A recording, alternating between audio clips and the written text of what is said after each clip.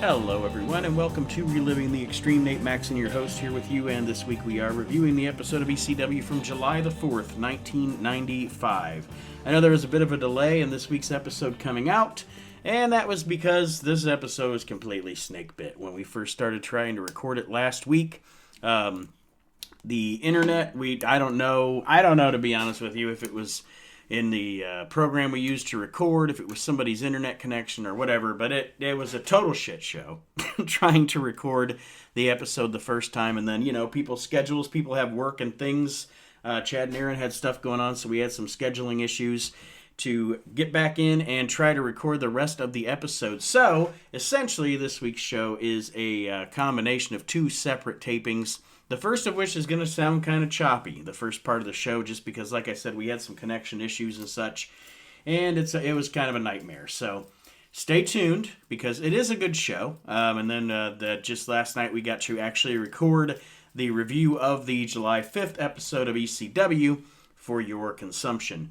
If you would like to support the show, we are now on Patreon, patreon.com/reliving the extreme, different tiers there. And one of the tiers is, no matter whether the recording goes well, goes poorly, whatever, I put the video stream recording of the show immediately onto the Patreon page and the raw audio of every show as well. So anything that gets edited out, anything we talk about beforehand or after the show, which sometimes is really entertaining, is available there on Patreon. Plus, we are going to introduce bonus shows for the Patreon, as well as, in one of the tiers, you, yourself, the listener, can be a special guest co-host for select episodes of the show.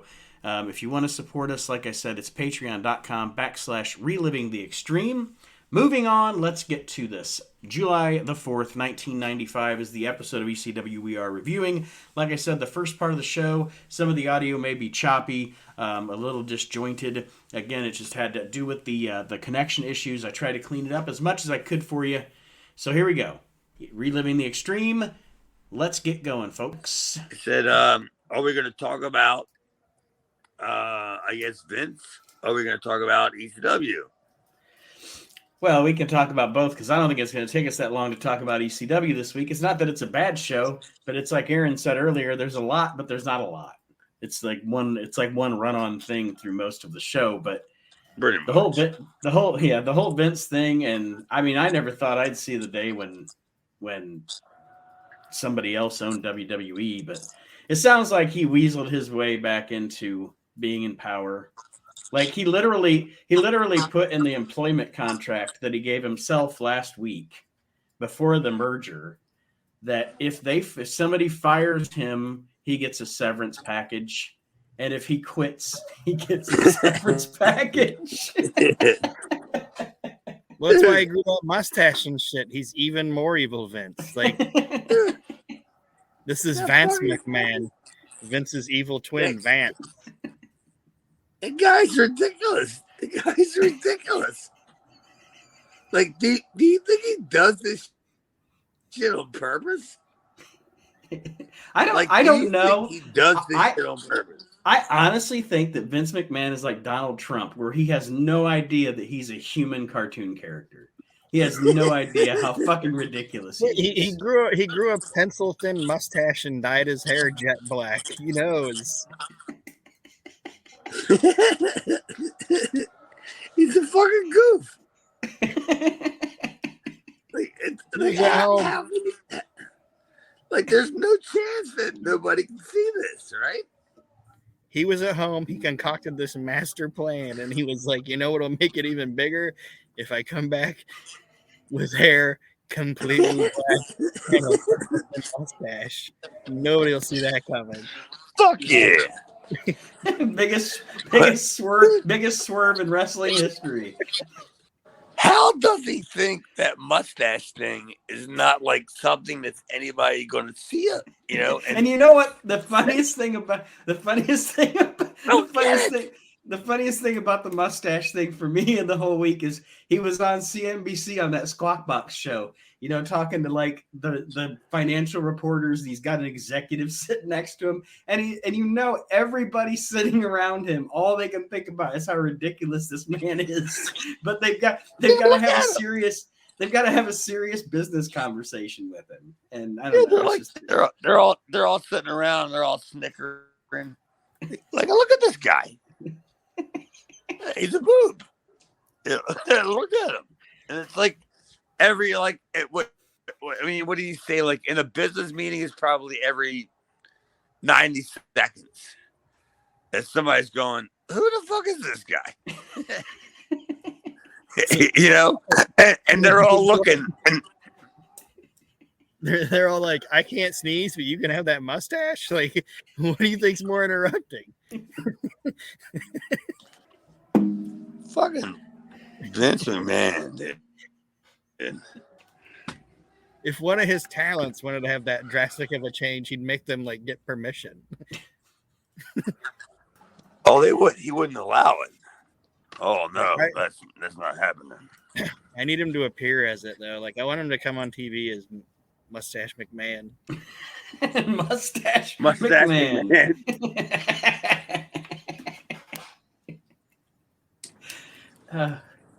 He just walks into the fucking women's locker rooms like, "Who wants a mustache, right?" I've got $9 billion and nowhere to go. Yeah, it's absolutely what a crazy week. That it's. I don't watch. Another thing, real quick, is I don't watch AEW, but I guess Paige came out and like called a bunch of the fans like fat and flipped them off and called them neckbeard twats. Did you hear about this? I did not. Yeah, I guess she came out and that's what she said. Like she flipped everybody off when she was walking down the aisle, and then like called them all fat, neckbearded twat. And AEW fined her. Really? Yeah. That's stupid. They said you can't say twat, and she goes, "Well, you guys sent me a list of words that I'm not allowed to say on TV, and that wasn't one of them." They're like, "We didn't think it needed to be," and she goes, "Well, if you wanted it to be, you should have put it on the list." Like, plus I'm British, so it's something I say. And then they were like, "And you also body shamed everybody. You can't body shame the fan." That's what happened. If that's what happened, then she's been retaliated against because she sent a tweet out or whatever. I don't know, Instagram, Twitter, what the fuck ever. I don't know. One of her social medias last week, and said that line that she said about finally getting to work for a real promoter or something, or booker or something, when she first came in, was a line they fed her that she didn't want to say, and she went public with that, and now they're probably just pissed at her. Tony Khan's probably butthurt, and that's now they're retaliating. Stupid. Yeah, you can't body like, shame. Does anybody really give a fuck? Rick Rude sorry. I was just gonna say Rick Rude was one of the most over characters in the history of wrestling, and every single night he came out there and called them fat, out of shape, trash bag. Don't worry though. Chris Jericho will somehow leech onto this and steal the heat. Oh, you think? And then completely suck it out of the room. He latches himself onto every goddamn thing that gets over in that company. That's all Chris Jericho lives for. Who's getting over? How can I get over on them? I read that interview with her, and I'm like, oh my god, that company is so fucking. It's ridiculous. You can even body shame people in the WWE. Like they, you know what I mean? Like, and they sometimes part of cutting a wrestling promo is body shaming somebody. Ric Flair used to just point at a random person and say, "Shut up, fat boy," and it got a pop every time. So what do you guys think? And then I want to talk about one other thing before we get to the ECW show. But since we're talking about AEW, Wembley Stadium, that's a lofty fucking goal. How many people do you think, Chad, AEW is actually going to put in Wembley Stadium? I already made my fucking prediction. Is it gonna look like the Texas Stadium shows in the dying days of World Class? Empty seats. Yeah.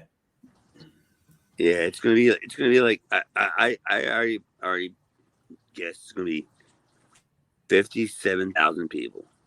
That's what I predict. Unless they papered town, papered, and let them all in free. Come on, everybody. Come on in, London. Are Come they on doing a in. pay-per-view over there or something? Yep. Do they have black kids there? Let them all in. Let them all in. Yeah, Aaron, I think it's All Out next year. I believe Yeah. that's the one. They're going to do it at Wembley Stadium. I don't know. It's a lofty goal, I've seen some. They're gonna need a lot of tarps. I tell you that. Yeah. Well, actually, you know what? If they have a card that features, let's say, what your card in total features maybe 30 talents altogether. Be divided up between 7 matches or whatever. They still have enough rest of their roster to fill some of the stadium. They've got enough people signed. They could probably fill the stadium with their talent. That's the only way they'd stand a chance, is because they do have a lot of connections with like foreign companies and shit like that.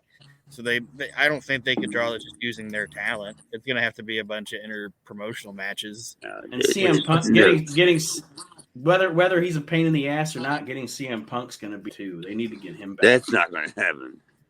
I know, that's what I'm saying. Like, I just don't know if this is too lofty a goal.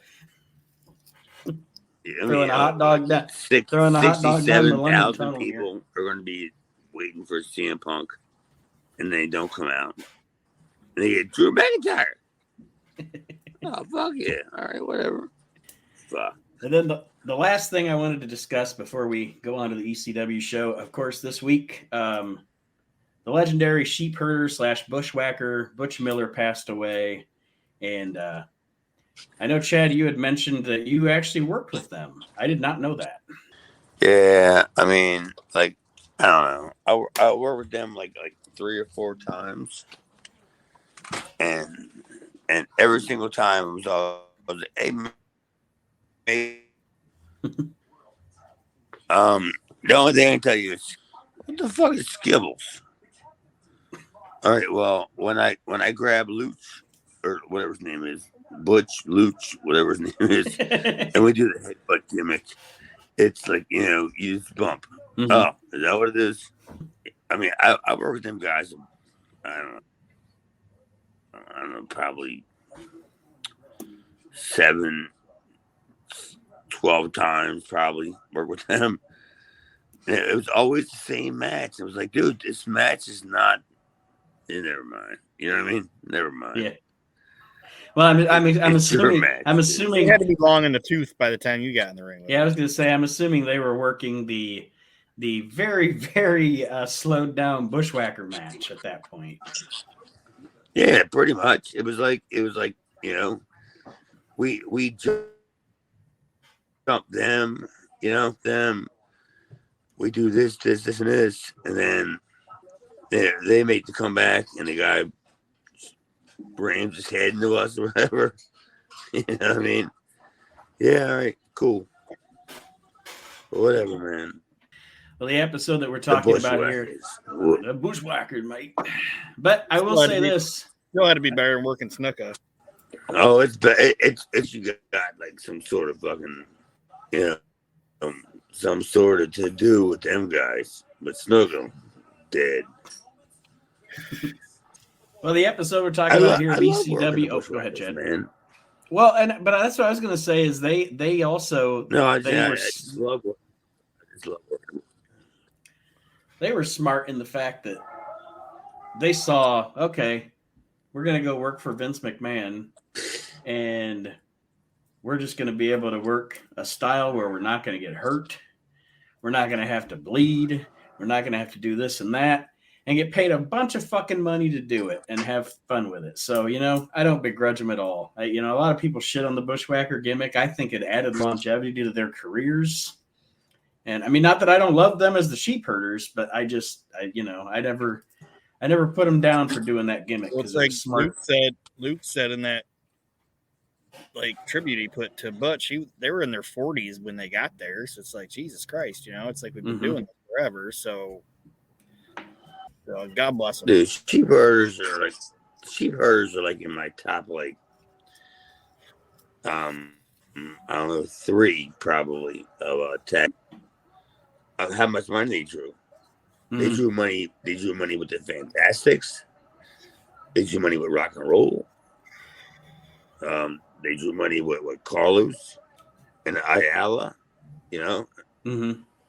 like they fucking drew money Everywhere they went. And Butch was like, every time we worked, it was always like, "Hey, mate,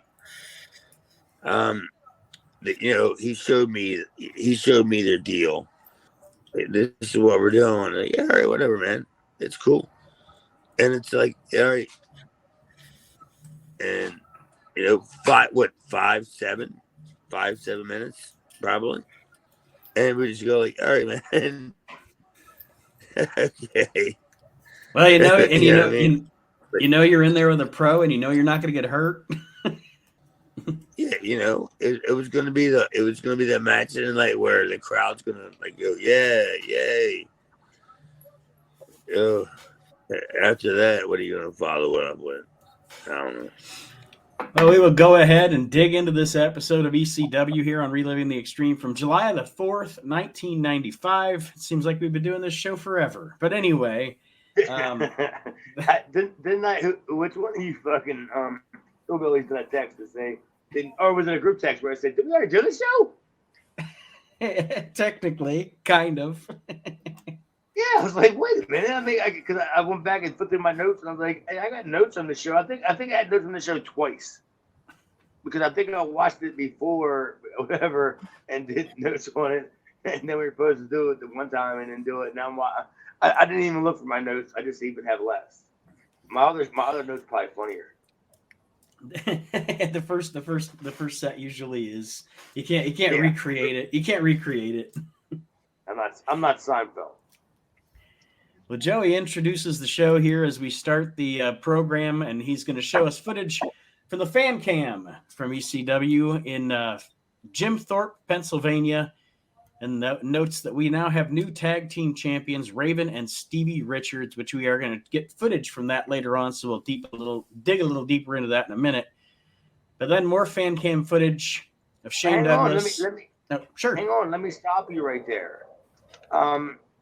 About at what point did we start seeing the fan cam footage?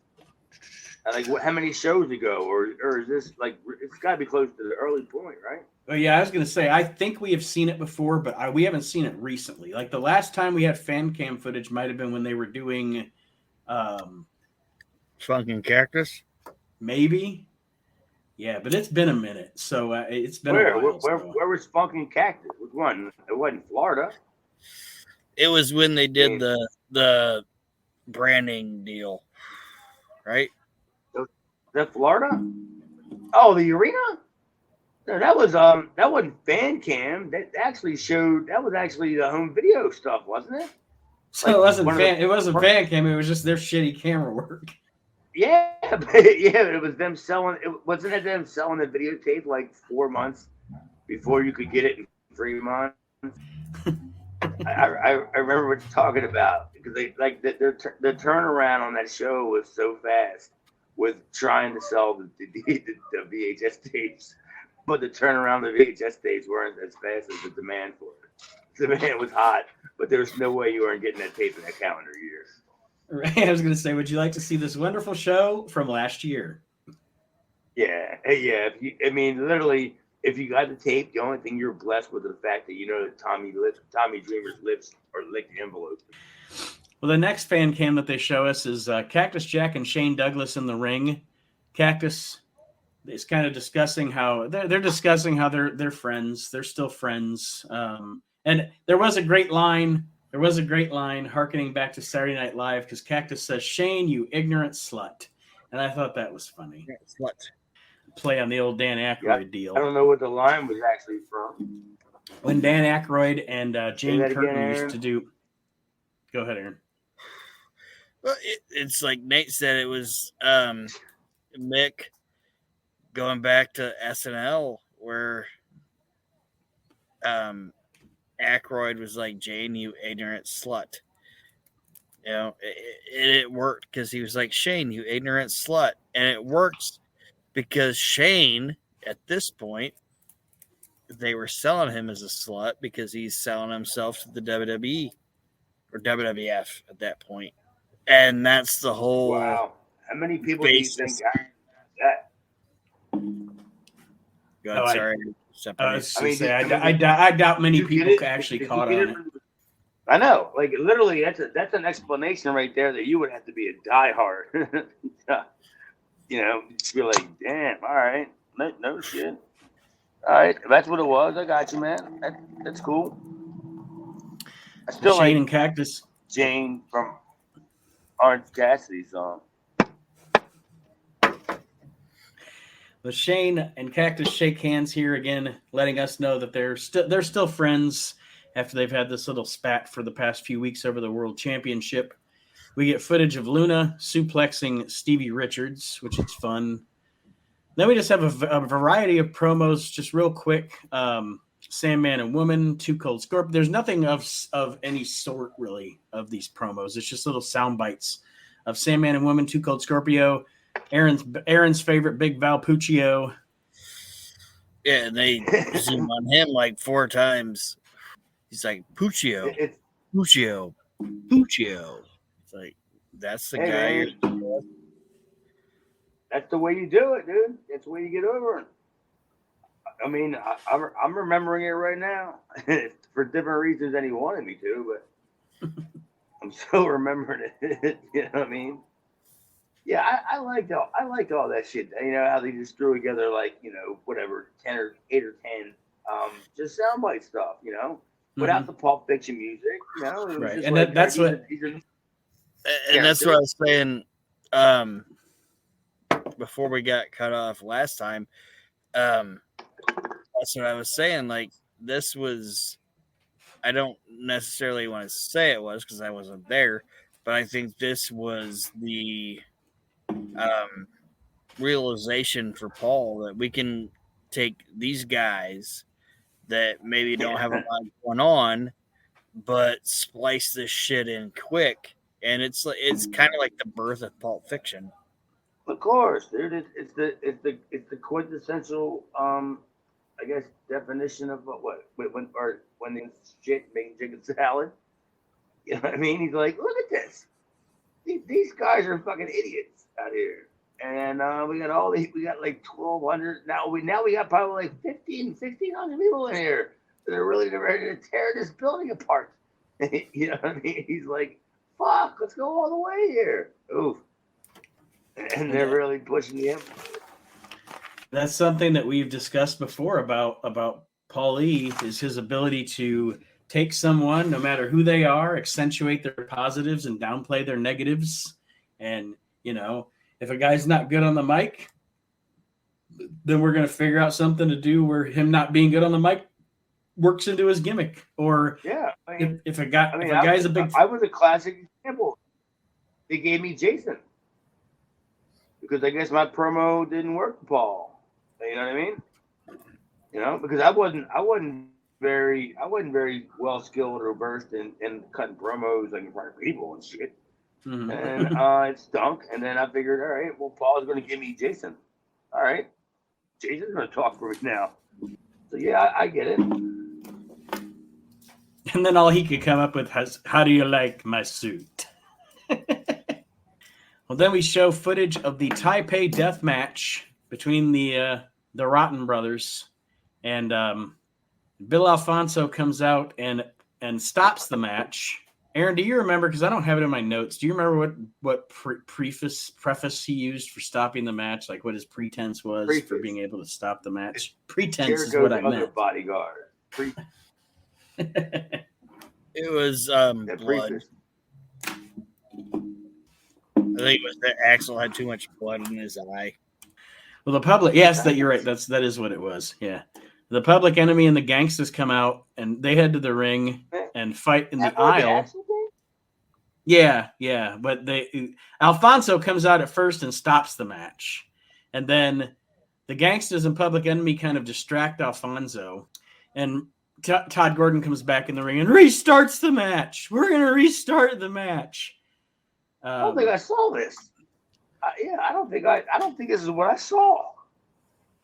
I think what I watched was the Gangsters came out like before Axel and Ian started fighting, like before they started brawling, and they just went to like a music video or something. And I was like, oh, that's because I was like hoping to watch Axel. Like, I didn't see any of this. Yeah, well, they did, though. They zipped through this shit really fast, clip-wise. Like, it shows Alfonso stop the match. Then it shows Public Enemy and the Gangsters come out. Then it shows Todd Gordon restart the match. So you may have missed it. You might have blinked or peed or something and missed the first part of the Dude, it had to have been segment. quick, Sonny Jim. It had to have been quick because, I was sitting there waiting to see Axel. And if I did anything, I walked about not even 8 feet to get a beer. He didn't even get 8 feet worth of a TV time in. That's a new measurement. I'm sure they want you to have to buy the home video to see the Taipei death match. Oh yeah, you're never going to see that video advertisement again.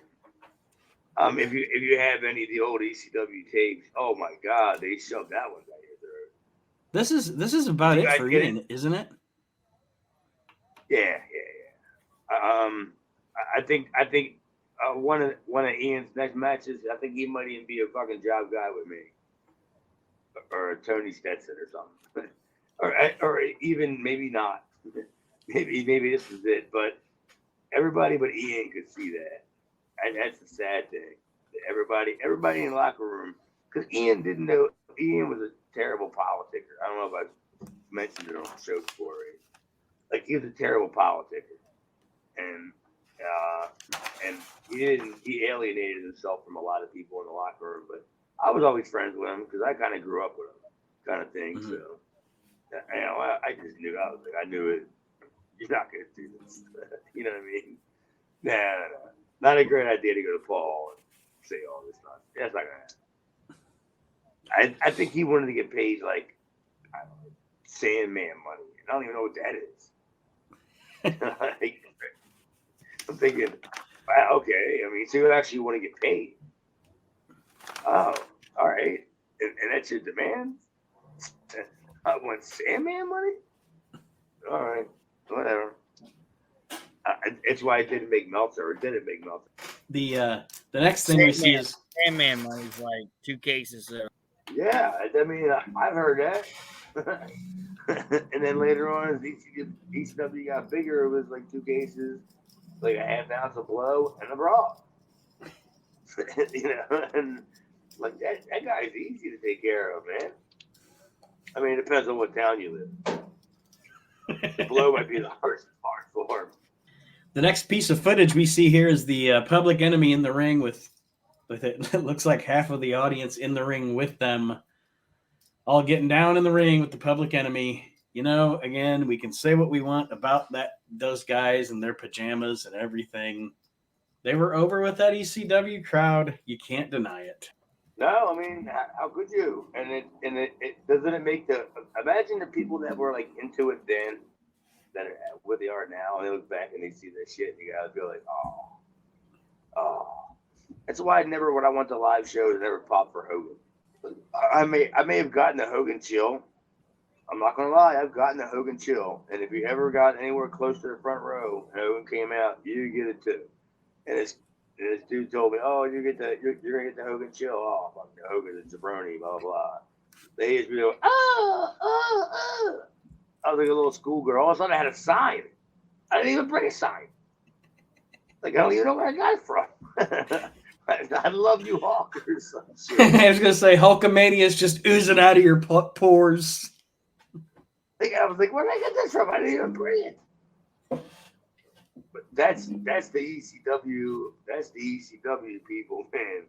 And the people that were in the ring were the ones that fueled it, And then the crowd, it was crazy. It was awesome, unbelievable. It changed the whole wrestling business. Aaron, any thoughts there before we roll on? No. All right. Then we get the next segment is Joey Styles in the ring with Shane Douglas, and Shane Douglas cuts the longest fucking promo in the history of professional wrestling. I swear it's half the show is this Shane Douglas promo. And I understand it's he's on his way out. This is some of the highlights here. They talk about how he's headed to the WWF. He is leaving ECW. Of course, like Aaron has mentioned before, the ECW fans are fickle. So now they're chanting Shane is dead and they're wooing for Ric Flair. Go figure. Pavlov's dog here. Yeah. But These fucking idiots. Like, oh, Ric Flair was a piece of shit. He's an asshole. But then when Shane leaves, they're like, oh, we want Flair. We want Flair. You fucking morons. Well, I mean, I just think it was great that, I mean, take the Flair shit out of it because, and that's kind of only just a Philly thing, you know, basically. It's not a Baltimore. It is now, but it wasn't then. You know, the Woo Flair against the, yeah, that's, yeah, it's just Shane going out there and saying that he's going to the. Well, he didn't say he was going. He said he was entertaining, right? No, at this point, he is going. He is going. He actually, is going. Yeah, he actually tells Joey he's going to give him a scoop, and the scoop is, and he hands him a WWF T-shirt. So yeah, at this point, he's pretty much like, I'm fucking out of here. I mean, yeah, we know he's actually going, but I didn't know if he this ain't his last gimmick, is it? Like, not. I mean, for this run, is this his last gimmick? Or does it work? I think we might have a couple more weeks because this is July 4th. It was probably taped. I think it was taped July 1st. He makes his first vignette in the WWF a couple of weeks before SummerSlam of '95. So, if anything, maybe another month he's going to be around. Yeah, so he had plenty of time to get out of there and then get up there and get an assist, like do all that. Yeah, all right. Yeah, I mean, it's perfect timing. Because, I mean, in actuality, it was pretty fast turnaround. You know? I mean, because guys nowadays, their turnaround is overnight. You know what I mean? But, I mean, back then, it was always, like, contract shit. You know, and with Paul, his contract is seriously. I don't even know what they were. Contract. It's on the back. It's on the back of an Arby's napkin. Dude, seriously. I one time I got a taco with a small medium drink and a side of like potato fries with a check. Yeah, I'd like a taco with a side I'd like a taco with a side of my contract, please. I just know these I just know these mongoloids in the ECW arena were like, oh, Flair's terrible. But the minute Shane's like, oh, I'm going to the WWF, they're like, oh, we want Flair. We want Flair. When he talks, fucking morons. That's Philadelphia, dude. I mean, they're accused of being the smartest fans in the world, and I can also accuse them of being some of the dumbest. They're fucking fickle. Like they're too smart for their own good.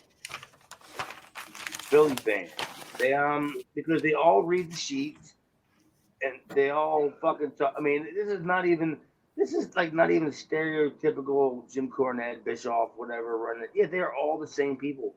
They all live in their mom's basement. They all do. I did it. I was one of them. I know what these people are. You know, half of them don't have girlfriends. And the reason why they didn't take their girlfriend out to the show because you didn't want to see their girlfriend. You know? That's the reason why. She's the one with the neck beard. That's exactly what ECW people were. Exactly. But dude, I wouldn't change it for the world. I'd feel much safer if I was ever in some sort of crisis, you know, like a world crisis, whatever. And I stumbled, and like all of a sudden the ECW arena was packed with the fans, and that was my only safety. I feel safer with them fucking idiots than I would out in the real world. Believe me, I wouldn't crawl into a Walmart if it was my last breath. No.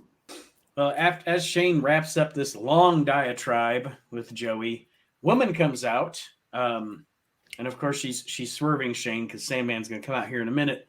But she starts complimenting Shane, telling him how great he is. The crowd actually did pop me with the Shane's Got a Woody chant. We had a Shane's Got a Woody chant from the crowd as woman was standing in front of him. But then Shane calls her a hoe bag and she slaps him. It's funny because half of the people that were standing in the back, if they would have sat down, you would have saw the fucking back row had a Woody. Yeah, it's fucking woman. Back row's got a Woody. Like how easy could that have been a work? Yeah, I saw it. I know what you're talking about, but I don't know Shane specifically. I'm not, I've been a shower with Shane at the time. Or doesn't mean I'm a pecker checker, but like he wears like a underthong underneath his gimmick. Like all the guys do. They wear I could never do it. I couldn't do that shit. Yeah, but it's so easy to fucking, you gotta pull it up. And when you're wearing like skin tight, like lycra spandex, you can just go ahead, pull it up, and make a little indentation there. That's gonna easily, and you can see why, right? Yeah, absolutely. Coming out with a woman. I mean, seriously. Yeah, but I got it, dude. This little knob.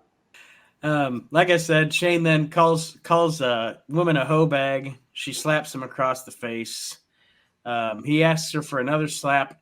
And then the Sandman comes in, attacks Shane from behind, but Cactus Jack comes out to go after the Sandman. Joey Styles follows Shane up the aisle and asks his opinion on this whole mess, and Shane says he will beat the Sandman. So you are correct, Chad. We are not completely done with Shane McMahon yet. Shane McMahon? Sorry, Shane Douglas. Shane McMahon doing Dance Dance Revolution at WrestleMania. Sorry. I don't know. I don't want to speculate just because we're gonna watch it anyway. Aaron. Yeah. Be my fact man here. Doesn't Shane have another match with Sandman where Steve Austin is going to show up? Possibly. Because I think I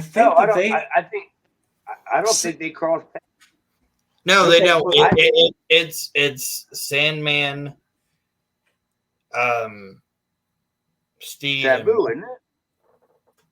Yeah, I think it's Sandman, Steve, and Mikey.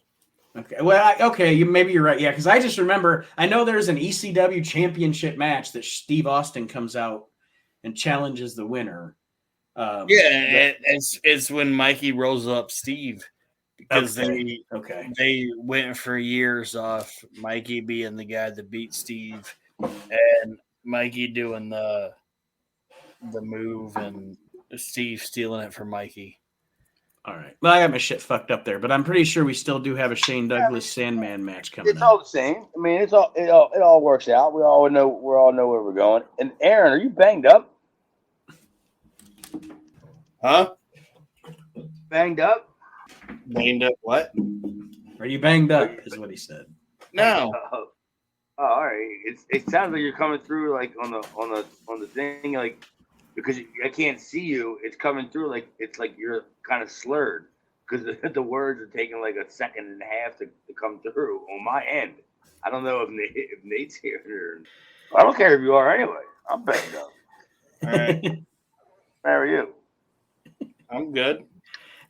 Yeah. Well, now we actually get to the fan cam footage of the tag team championship change. The Gangstas costing the Public Enemy the tag team titles in a loss to Raven and Stevie Richards. However, Jim Molyneux comes out to correct Mr. Finnegan. The decision is reversed, but then Bill Alfonso comes out and reverses the decision again. So the belts do go to Raven and Stevie Richards. Love Bill Alfonso, man. What a fucking pest. What a fucking pest. Seriously. Because you know what the cool thing about Fonzie was? He was putting heat on the referees that in the only company that had TV or doing anything that referees had heat. You know, nobody knows Jimmy Corderas, or, you know what I mean? Jack Doan. And every once in a while, Joey would mention, Larry Finnegan or Jim Molyneux or whatever. And all them years of all them guys going that show, they knew they were the two refs. And how fast did they turn on Pee-wee? because they knew Pee Wee was who is this guy? Yeah, dude. The referees there, dude, they were the best. And Alfonso coming in was like, if you were like a local and you were invested in the product, we are obviously, and if you were in there and you're in there, like, get the fuck out of there, you know what I mean? Like, these guys are Pennsylvania State Athletic Commission officials, but you're suspending disbelief. You know what I'm saying? Right. They're not. they're going back to the guys in the back, and they're getting the finish, and they're getting accused of where I should be, where I shouldn't be. But in your mind, they're Pennsylvania State Athletic Commission officials. Their word goes. And for Fonzie to even bring that up, because at that time that commission was in so disarray of Pennsylvania. Like ECW had a lot of problems. A shit ton of problems, almost to where ECW didn't happen problem. If it wasn't for somebody's outside money that solved them problems. But Pennsylvania's got a strict athletic commission, and I guess, 60% of 75% of them guys that were in that building have been to a show where they couldn't see blood or they couldn't see this. They knew about it. So Fonzie, Maryland's the only stricter commission than Pennsylvania. So Fonzie to come out there and say that he's going to start enforcing all them rules was like the greatest thing in the world. Like, everybody has the rules. And he's going to be out there. And I was just like, dude, how it's like instant heel heat, like all-time heel heat. You know what I mean? Mm-hmm. It's like a ridiculous heel heat. And he's not even a worker. I mean, a wrestler, you know what I mean? Right, yeah. Aaron, your thoughts on this tag title segment? Fonzie, as like Chad said, Fonzie just did a great job at it. And I think he was one of the best characters to have in that fucking building. Just the guy's like, yeah,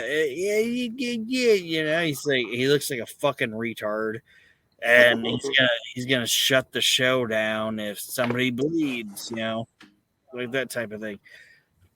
Like, Fonzie was a great heel magnet, in my opinion. How would you describe Fonzie? Like what character today would you describe Fonzie as? Because he's just like a middle of the show guy that you're going to get the heat on. Like, what guy would you describe him to today? I mean, the only thing that popped into my mind, and I'm not even sure it's even close, is that Boobs guy. Oh, Rick Boobs. He walks in. I mean, he seems to get beat up. Like, he shows up in the back playing his guitar, and then he gets beat up. He takes the bumps for Elias. He's nowhere near Bill Alfonso level. But you know what I mean? Like, he's that character that he shows up, and you want to hate him so much that you want to see him get beat up. But how long did it take for Bill Alfonso? It took a year, right? Wasn't it a year? Or no. How long did it take for Bill Alfonso to get chokeslammed? It had to have been months, right? It's a while. It's definitely a while because this thing builds and builds and builds. Because when it finally happens, it's like, yeah. Yeah, I think. I mean, I remember we used to joke around in the locker room about, because remember when I think Fonzie got told he had to take a choke slam. I think it was like in Florida or something, and he was like one of them guys that tried to politic his way into doing it like the angle longer, so maybe he could get his way out of it. But there was no way that Fonzie was not walking out of that ECW arena without getting choked. That was happening no matter what he said, and we all saw the end result. Well, speaking of Fonzie, once again he rears his head during this match as well. The next match on the show is Taz versus Too Cold Scorpio. It's a slower paced match than the other ones that we've seen them have, but I think the reason is because it's just there to be a short TV match. Was there a rerun? It was from this was first run. This was a first run match, but this was definitely like not intended to be This wasn't intended to be a match for a video cassette. This was intended to be a match for TV for sure. They do a finish where Taz gets the Tazplex. Taz gets the Tazplex on Scorpio and pins him, but Scorpio's feet are in the ropes. So out comes Bill Alfonso, of course, restarts the match. And he says if any of the wrestlers touches him, he will shut down ECW. So since he said any of the wrestlers, Paul Lee does it. Paul Lee and Alfonso scrap a little bit. But Scorpio gets a chair shot on Taz and a leg drop on the chair on Taz for the pin, and Fonzie counts the 1, 2, 3. So now you got Paulie and Taz are pissed off at Fonzie. Well, go back to Paulie when Paulie came out. I mean, I don't know if the Peacock channel like did it or anything, but did you hear a pop when Paulie like did his gimmick? I mean, I don't know. Did you? I don't remember. I didn't hear anything. I don't remember, to be honest with you. No, I'm just saying. On my end, I don't remember. I didn't hear anything, and I made a note about it. Like Paulie specifically coming out, to do the deal and stuff. And I'm thinking, like, I don't hear like this huge like pop. Like I didn't hear it, and I don't know if that's Peacock. Maybe because when did he come out to any music? Because if he came out to music, then he sweetened it. And if you cut the music out, you cut the audience out. Mm-hmm. But I was just like, what do you mean? Paul's not over? Fonzie cuts a the crowd is chanting Fonzie must die. So, and I thought this was really funny. Fonzie says he's gonna fire the fans of ECW. He's gonna fucking fire everybody. He's gonna fire the fans of ECW. Fuck yeah! Fire everybody. Which Fonzie don't fire him. This is the only job they have. It's the Jerky Boys. Fire everybody. Like, he's just going to tell. So, I mean, he's going to get names and numbers of everybody that's in that building. And they're not allowed to come back anymore. Like, it's preposterous. And that's the best part about it, is that it's preposterous. I was gonna say all of Bill Alfonso is preposterous, and I love it. He's like a comic book villain. He's great. Yeah, and the best part about Bill is, like, he got it. You know what I mean? Like, you would have never thought that he would have gotten it, because I always looked at him as the goof referee from Florida. You know what I mean? I mean, everywhere. He's just. And then really, because he's been a referee so long, like, he got it. And I mean, besides the crack and all that stuff, he was a funny dude. Maybe it was the crack and all that stuff. Maybe it was. but all I know is that dude was a funny dude, man. Like, literally, he's got some stories, dude. Because when you're when you're a downtown Bruno looking motherfucker, like a superstar will grab you and attach you to him, and you'll see a lot of shit that they do that they don't want you to tell anybody they do. So his book could be outstanding. Aaron, any thoughts on this before we move on to our final segment? Not really. He said, nah. Nah. Well, the next segment is more Shane Douglas to end the show. Joey Styles he shows footage of Sandman and Cactus at Hardcore Heaven, with Shane Douglas coming out pile driving Sandman while Sandman is wrapped in barbed wire. And then Todd Gordon comes out with the intention. I didn't see any of this either. And Todd Gordon comes out and he's yelling at Douglas, and Douglas tells Todd he'll stay in ECW if he gets on his knees and begs him to stay. Todd Gordon fires him. You're fired, Shane Douglas. And then Shane Douglas hits Todd Gordon and starts beating him up. And then, of course, out comes 911. Did Todd take one of his classic awful bumps? Yes, Todd took one of his classic. It looks like you just pushed him out the door of an airplane, so he's flying out into the sky. Kind of. He always falls to the arm. side. It's very Merry Melodies kind of a fall for. It's the classic. I don't know. I never went to wrestling school bump. It's a classic bump. You know, even Vince McMahon takes the same bump. You know, it's like you never went to wrestling school. You don't know how to bump. Yeah. When you punch the guy pretends like, oh, I've watched this a million times. This is how you fall. You know, and it looks the best. I'm glad Todd represented. And then to round it out, 911 comes out and gives Shane Douglas a choke slam to send the ECW crowd home happy. And that is the end of this edition of ECW from July the 4th, 1995. Not a great show. It's getting, I don't know, like where are we? I mean, this is what the first show in weeks that we've had not a shit ton of recap. Yeah, well, and this is the first show. This is the first show in quite some time that we've watched that I was actually could say that I didn't really dig this show. Like we've had some really good TV the past month or so, and this one just I don't know if it was just because it was so Shane heavy with the long ass promo and everything, but they kind of lost me on this one. Yeah, I mean, me personally, I may have been there for the Shane because he's the guy that quote unquote sold the houses. But I was all in the back of my mind. I was like, yeah, he ain't the guy. She ain't the guy, and he's leaving anyway. You know, and none of us had any information on that other than what Shane would tell you. You know, right? Once it became Shane's got a deal, all right, but when nobody knew who was going to step up and be the next guy. And then the whole locker room was looking around going, you know? And then we kind of start knowing who him is. And then is it going to be him? It probably could be him. You know what I mean? Because then you starting to have to rely on your own, resources. Mm-hmm. And it's like Shane's not here anymore, man. You know? And whenever Shane's star power was that we had, that was the residual of Gilbert. It's gone. So, right.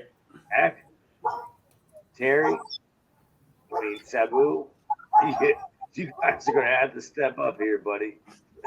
Huh?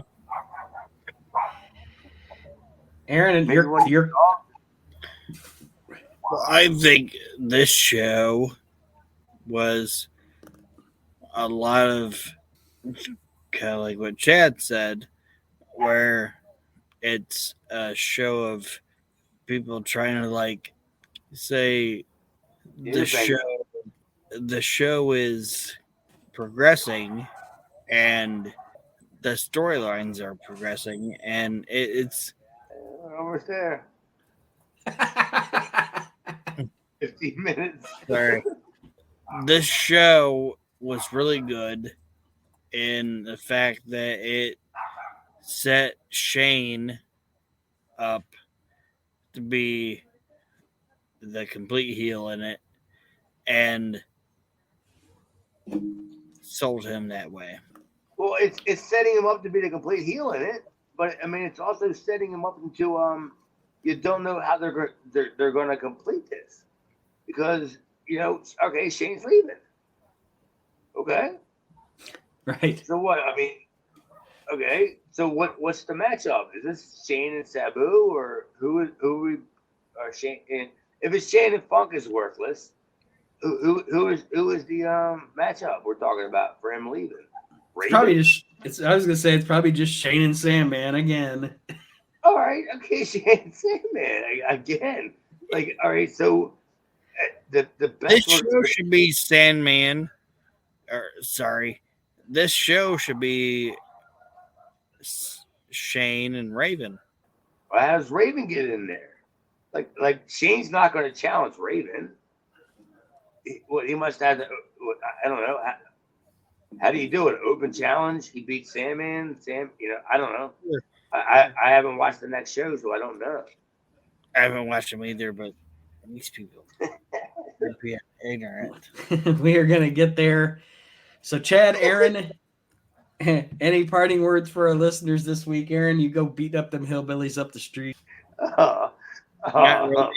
I'm gonna fucking go to goddamn bed after I drink like 3 beers. Chad, your parting words this week? Yeah, follow Aaron. You can find Aaron on fucking Twitter. Follow him. Cheers. I might be calling a follow up on him anyway.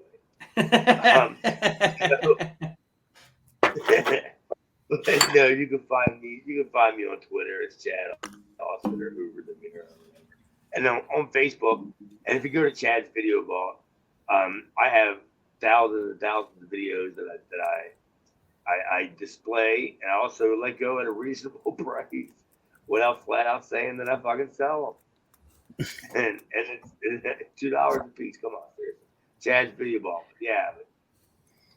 Yeah. Aaron, you're the man. And join us, of course. Join us all, of course, on Facebook on the WrestleNet Radio Podcast Network Facebook page. That being said, Aaron, you go to bed, and I'm not gonna go to bed. I'm gonna drink it. Goddamn. You ain't drinking more beers. We'll see everybody next week on Reliving the Extreme. Goodbye, everybody. Have a great week. I don't think that's happening.